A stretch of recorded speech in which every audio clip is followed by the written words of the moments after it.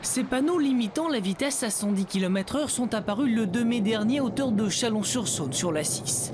Une décision de la préfecture pour lutter contre la pollution et a priori les automobilistes ne s'en offusquent pas.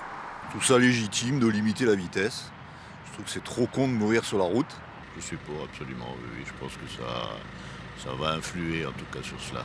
Alors, 6 mois après la mise en place de cette limitation sur les 9 km concernés, la qualité de l'air dans le Chalonnais est-elle meilleure? Pour le savoir, il faut se plonger dans une étude très technique d'une 30aine de pages.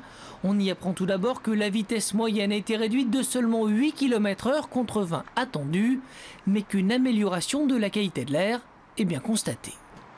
On a vraiment une très nette diminution des oxydes d'azote au niveau de l'autoroute. Donc entre le mois d'avril et le mois de mai, on a une baisse de plus de 30% des oxydes d'azote. C'est un gaz qui est irritant et qui a tendance à favoriser les infections pulmonaires et puis également l'asthme. Mais si les chiffres l'attestent, concrètement, les habitants ont-ils ressenti quelque chose? Pas particulièrement. Après, c'est vrai que c'est difficile de se rendre compte quand on est usager.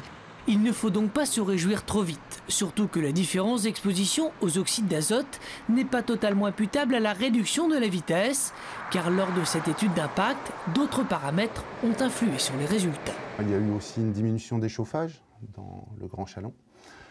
Il y a eu également un petit peu moins de trafic sur l'autoroute et puis également des conditions climatiques, des vents qui n'étaient pas les mêmes. Mais on a une étude qui est prévue pendant 1 an pour pouvoir avoir des résultats vraiment fiables. Ainsi, les spécialistes veulent avoir un recul sur les 4 saisons avant d'envisager de nouvelles décisions pour protéger l'atmosphère de Chalon-sur-Saône.